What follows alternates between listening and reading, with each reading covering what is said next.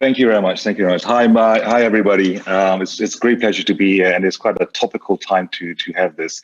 I guess the only thing that is more topical, we'll be talking about U.S. elections, but this is a lot more fun.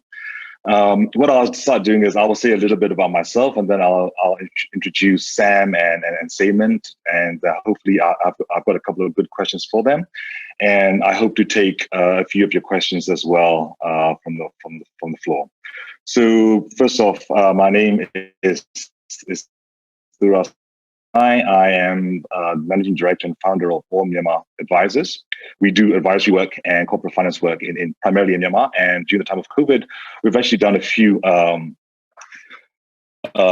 investment cases, both as sort of advisors to an investment, as investors ourselves, as advisors to the entrepreneur, and also as a third-party valuation advisors for the investments, and going from everything from commercial consumer goods to online retailing to finance to pay-as-you-go solar. So it's pretty vast, but it's all focused on Myanmar. So without further ado, what I'll do is I would like to bring Saemin in to say a little bit about what you're up to yourselves, and then we'll take it from there. Over to you, Saemin. Yeah. Hi guys, my name is Saemin. I run a venture capital firm in Singapore called Rakuten Ventures. We're a $285 million corporate venture capital fund. We've been around for 7 years. We're a very financially focused investment firm, very similar to a commercial VC firm, but we of course have one LP, which is Rakuten Corp. Very happy to be here. We've made very diverse investments globally. We have about 24 portfolio companies.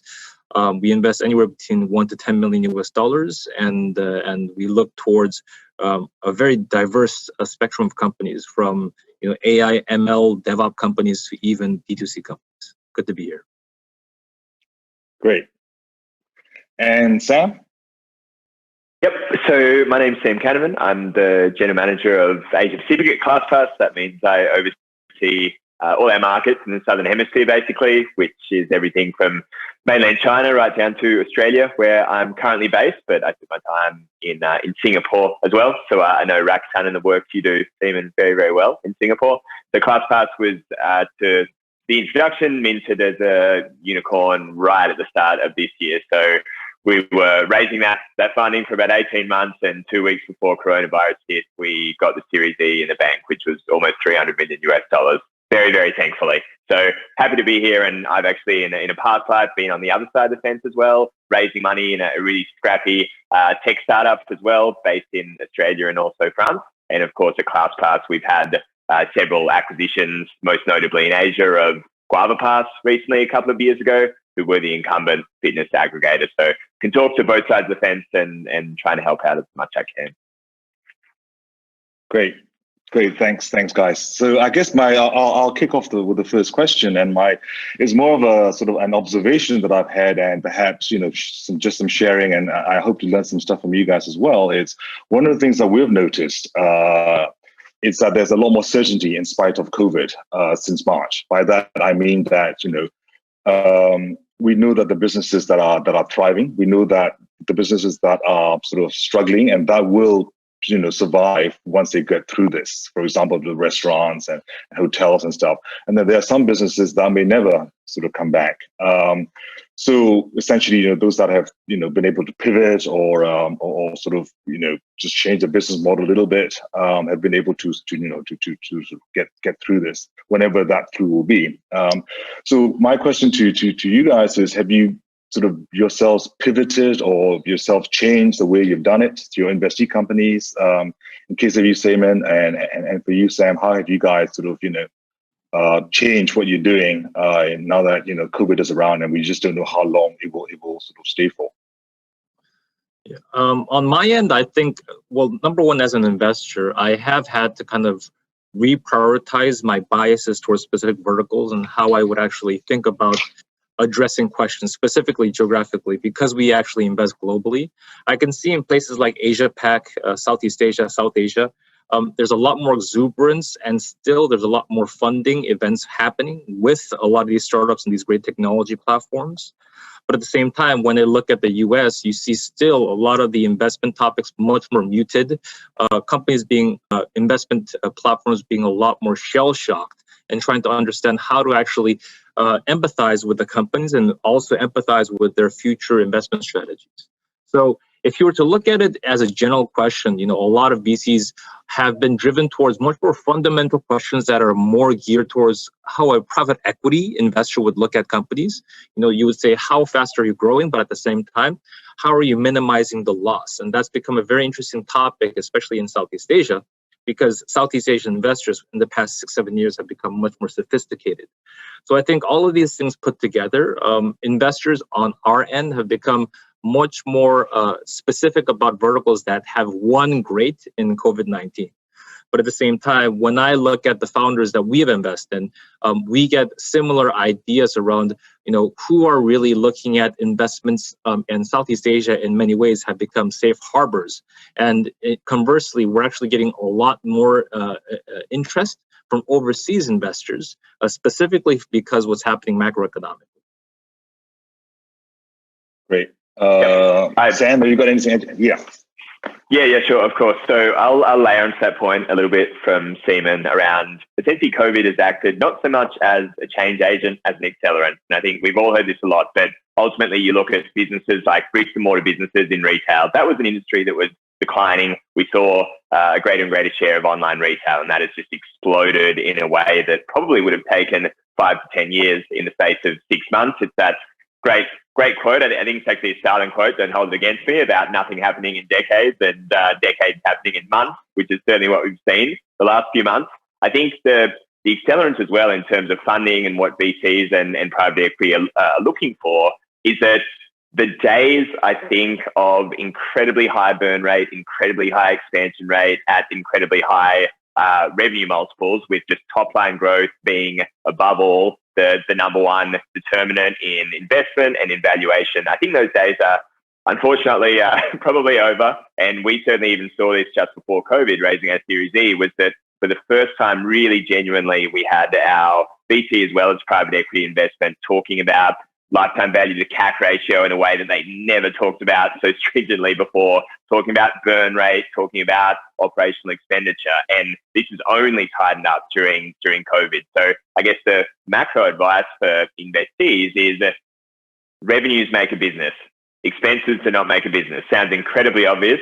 Saemin, I see you nodding there, but if there are ways to tighten up your OPEX on account of COVID, you should be looking at doing that in every way possible. Certainly at ClassPass, the minute COVID hit, we took it very seriously. We ripped up all our commercial leases all around the world. These big, beautiful offices were gone. We ended up laying off 40% of our staff.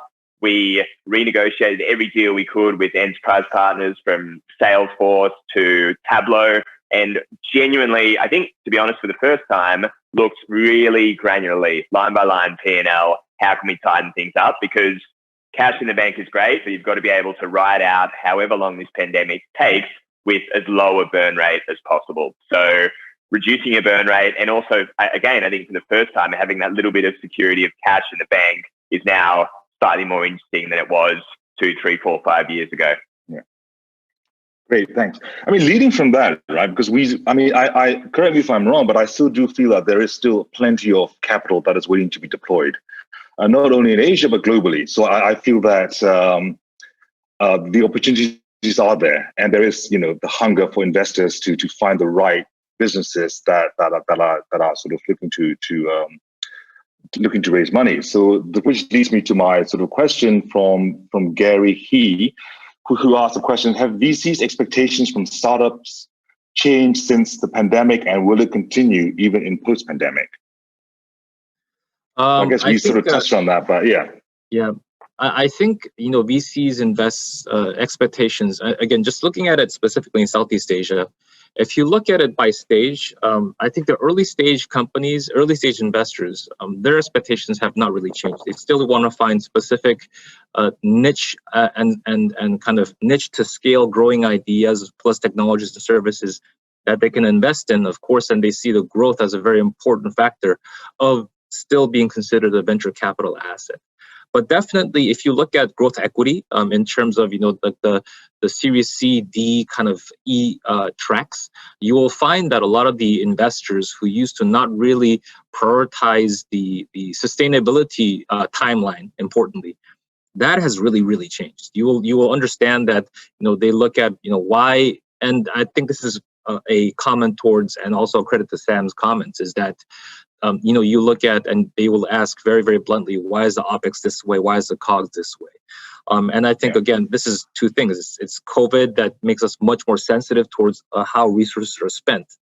But at the same time, in Asia at least, or Southeast Asia at least, investors have learned a lot in the past 5 to 6 years of how to invest, how to look at these ratios, to correctly judge and give comment on what's going on in the marketplace.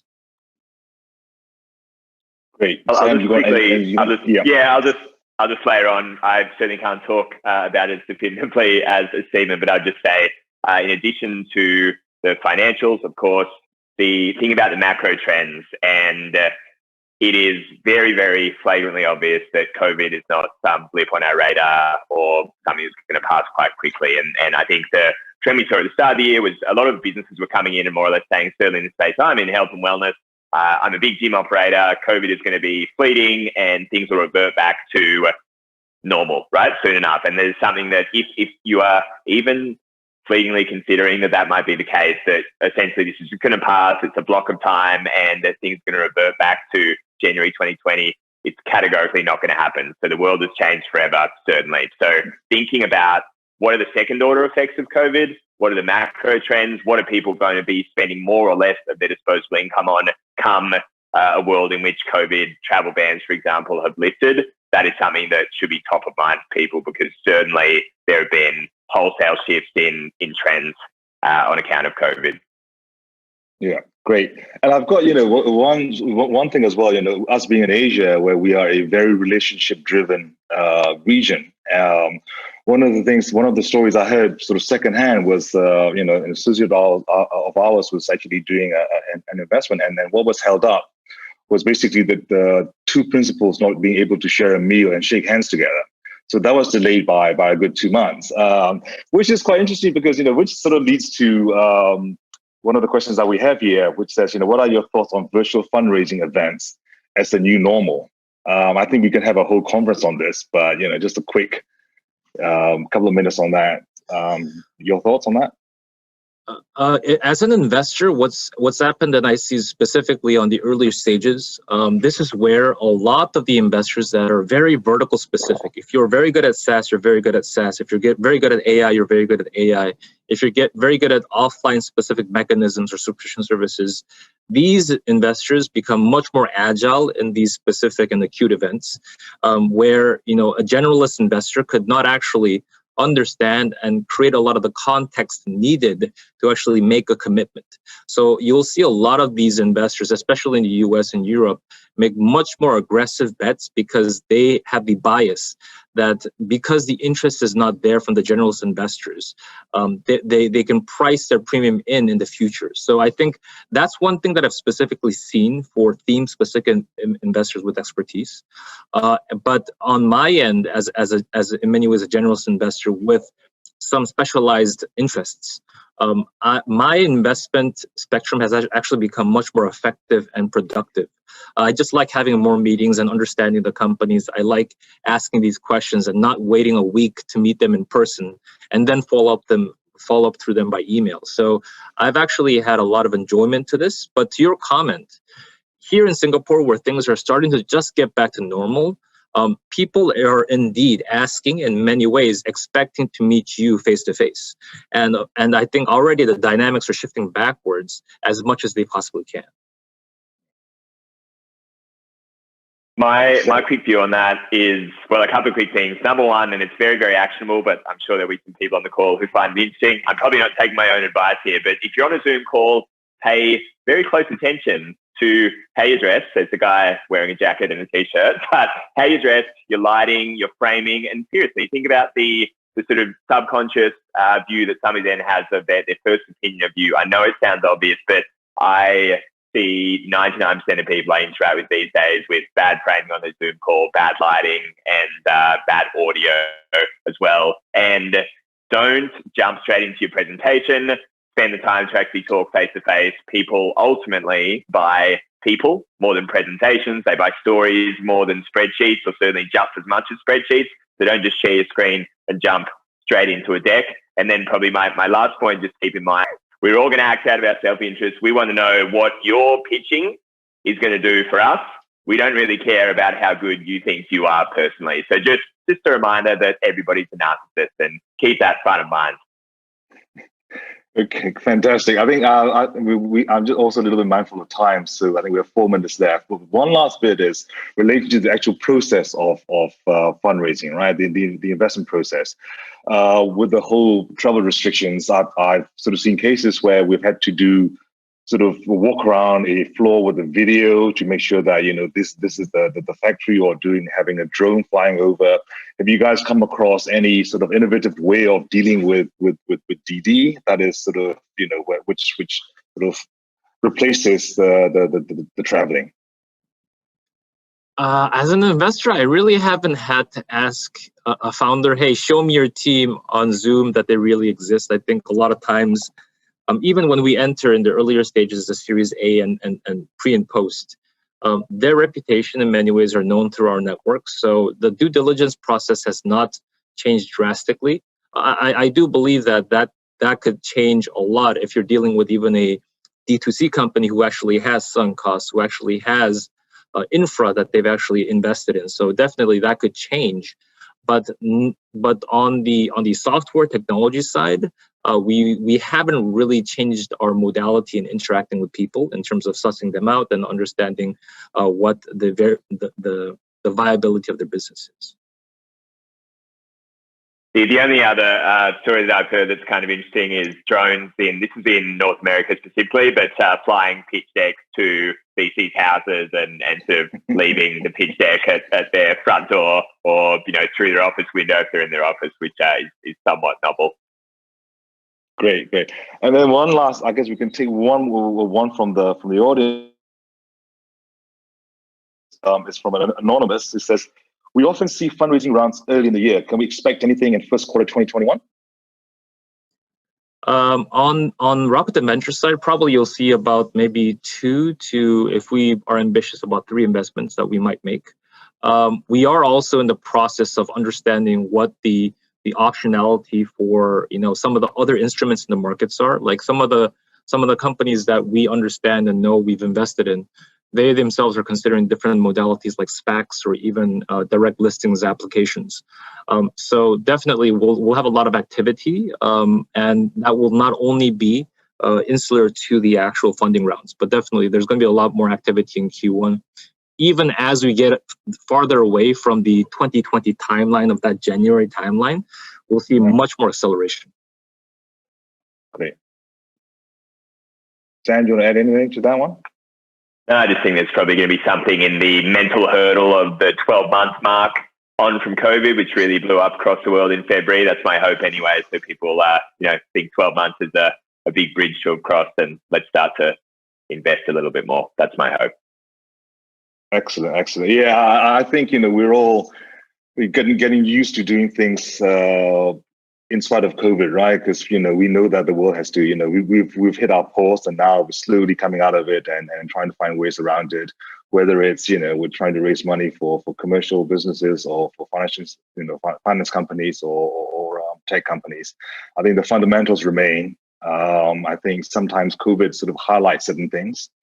But because, you know, I don't think COVID should be an excuse for bad businesses. I mean, as harsh as it is to say, I think that is the reality of that. I guess I can wrap up now. So thank you everybody for all the questions. I think we covered a pretty broad base, and I think we touched on most bits of the questions anyway. Thank you, Sam. Thank you, Saemin, and thank you for the opportunity to talk to you all. And I guess, you know, anytime you're in Myanmar, do hit me up. That's good. Thank you. Thanks. Bye. Thank you very much.